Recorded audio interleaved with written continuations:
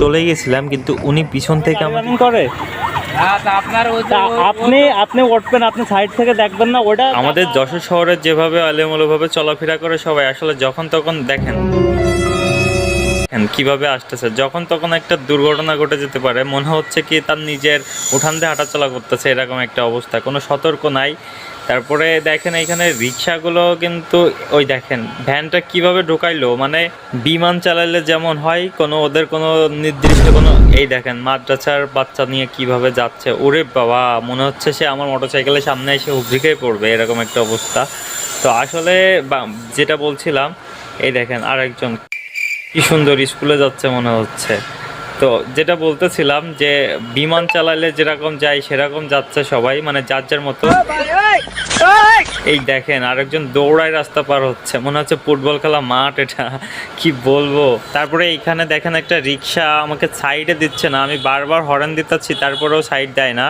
তো আসলে মনে হচ্ছে ওর বাপের রাস্তা, এরকম একটা অবস্থা, মানে ও ছাড়া আর কেউ চলতেই পারবে না। আর সাইডে পিছনে কেউ আছে কি না সেটা সাইড দেওয়ার কোনো নাম গন্ধই নাই তার কাছে। আর যখনই আমি একটু আগে উঠতে যাব তখনই এমন জোরে টান দিচ্ছে ভাই, কি বলবো, তার মানে মনে হচ্ছে অ্যারোপ্লেন চালাচ্ছে।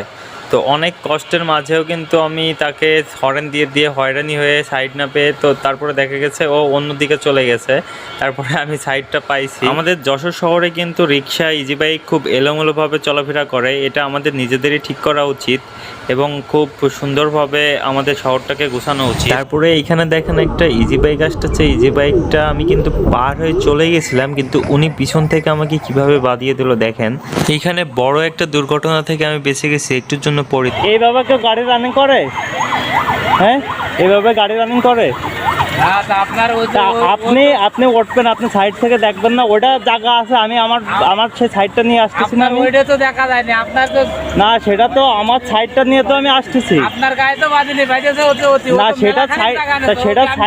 সেটা সাইডটা নিয়ে তো আমি আসতেছি নাকি। এখনই তো বড় একটা দুর্ঘটনা ঘটেছে।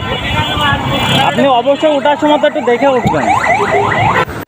দেখছেন, বলতে না বলতে একটা বড় দুর্ঘটনা থেকে বেঁচে গেলাম, কিন্তু এটাকে কি বলবো, আসলে তার দোষ আছে কিনা আমার দোষ আছে কিনা আমি সেটা বুঝতে পারতেছি না, কারণ আমার একটা কার্টুন বাঁধানো ছিল।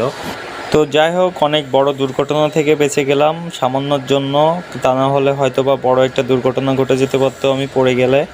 তো আসলে নিজেকে সুরক্ষিত রেখে আপনারা রাস্তায় চলাফেরা করবেন। এখানে আবার দেখতে পাচ্ছি একটা মাটি কাটা মেশিন ট্রাকের মধ্যে থেকে উল্টে গেছে। এখানে আমার মনে হচ্ছে কোনো ক্ষয়ক্ষতি হয় নাই, মনে হয় উঠাইতে যে পড়ে গেছে উল্টে। আমাদের যশোরের মনিহারের সামনে কিন্তু আমার দৃষ্টিতে একটা ফ্লাইওভার করা উচিত, কারণ এখানে যে যানজট হয় সেই যানজট অনুযায়ী একটা ফ্লাইওভার করলে মনে হয় যানজটটা কিছুটা কম হইতে পারতো।